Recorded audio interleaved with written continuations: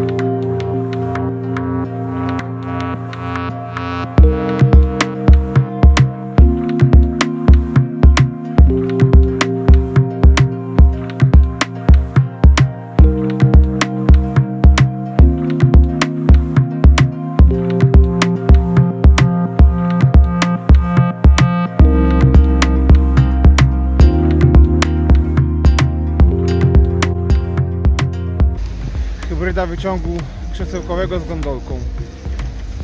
Taka ciekawostka. Nazywają to chondola, z tego co usłyszałem. Czyli pierwsze dwie litery od krzesła, chair. No a dalej gondola. Chondola.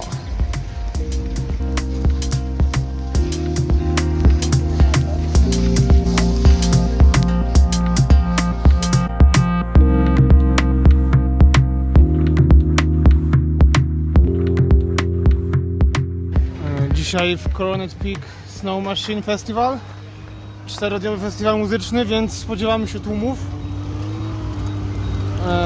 Jest scena. No i od razu przekłada się to na kolejki. Już teraz stałem w kolejce i właśnie idę do kolejnej. Kolejka znana mi z polskich ośrodków. Białka, może Zakopane, jak myślicie? No ale tak, no Coronet Peak, Remarkables, Cardrona to są najbardziej popularne ośrodki w Nowej Zelandii. W obrębie Queensa są te wszystkie trzy ośrodki, więc nie ma co się dziwić, że są one przepełnione. Queenstown jest po prostu takim ski resortem, więc gromadzi on kupę ludzi z całego świata.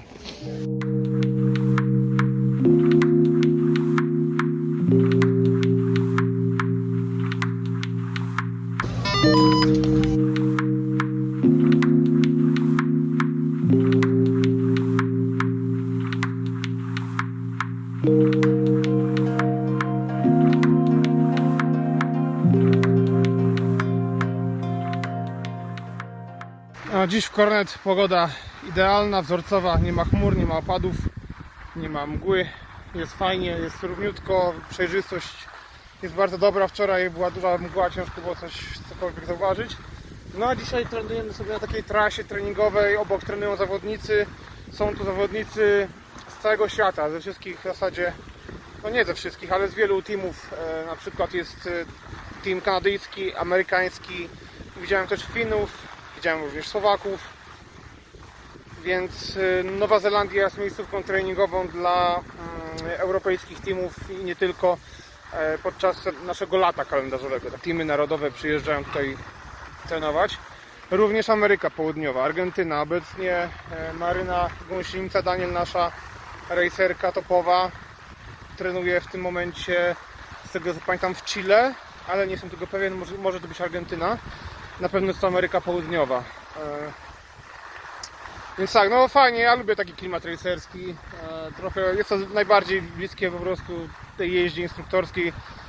Ktoś, kto jeździ już dobrze, no to powinien spróbować swoich sił na tyczkach, bo tylko tam może jeszcze bardziej się podszkolić. Tak naprawdę wymuszony skręt jest czymś kluczowym w ewolucji narciarstwa na poziomie zaawansowanym i żeby przejść do jakiegoś takiego poziomu naprawdę niebios eksperckiego, no to trzeba wymiatać na tyczkach. Już nie będę wspominał o tym, że polski system szkoleń wymaga jazdy na tyczkach, a z kolei w Nowej Zelandii, żeby zostać instruktorem, nie trzeba w ogóle jeździć na tyczkach. No i teraz pytanie, jaka droga jest lepsza? Moim zdaniem polska.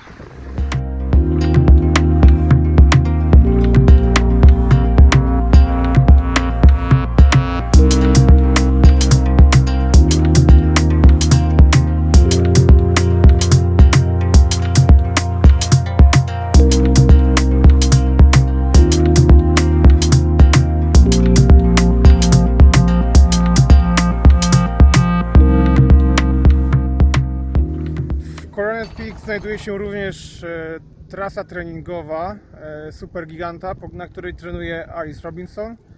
Wiem, że dzisiaj był jej trening, o ile wiem, no to jest trasa zamknięta tylko dla niej. Alice Robinson to aktualnie najlepsza alpejka w Nowej Zelandii, punktująca w Pucharze Świata.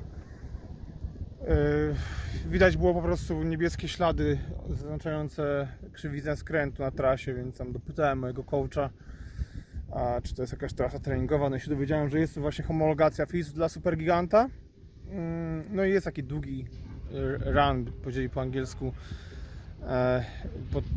pod taką szybkościową konkurencję. Niestety nie widziałem Alice w akcji, ale może kiedyś.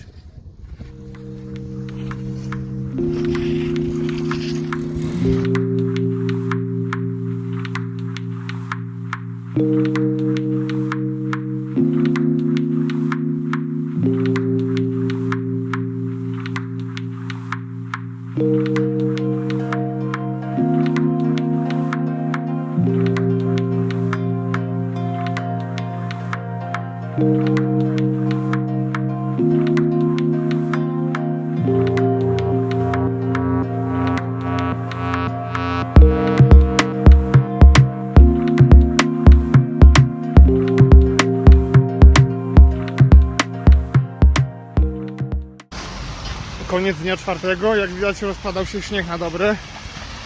No i jest to trochę problem, bo tutaj się nie soli dróg.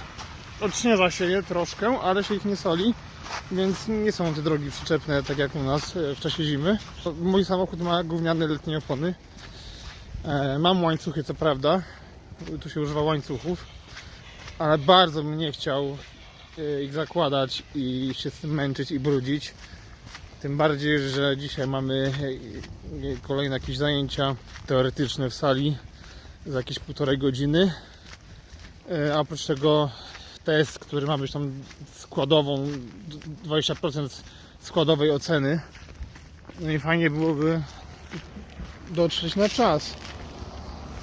Myślę, że się uda. Ta droga jeszcze nie wygląda jakoś tragicznie, ale wiadomo, że w górach pogoda zmienia się bardzo szybko, a w Nowej Zelandii myślę, że te zmiany są częstsze i szybsze niż w Europie, w Polsce, więc trzeba być czujnym. No i pytanie, czy jutro rano tych łańcuchów też nie będę potrzebował. No mam nadzieję, że nie. Droga jazda na łańcuchach to myślę, że mordęga i zakładanie tego wszystkiego na te koła to raczej bym nie chciał. No, zrobiłem test przyczepności, przyhamowałem mocniej. Na razie jest w porządku, ale ta droga jest teraz spada w dół, więc potrzebuję tej trakcji na przedniej osi. Stoczę się na razie bardzo. 25 na godzinę sobie jadę, tworząc pewnie zaraz koreczek, jedno auto za mną, ale są takie zatoczki, raz, że te zatoczki służą do zakładania i zdejmowania łańcuchów, a dwa, że no na przykład autobusy z ludźmi często jak widzą osobówki w lusterku, to zjeżdżają, żeby tą drogę im umożliwić. Na razie jest bo asfalt po prostu mokry, no. Tak jakby po opadzie pierwszym śniegu, ale pytanie co będzie dalej. No jest przyczepnie, nie ma problemu póki co.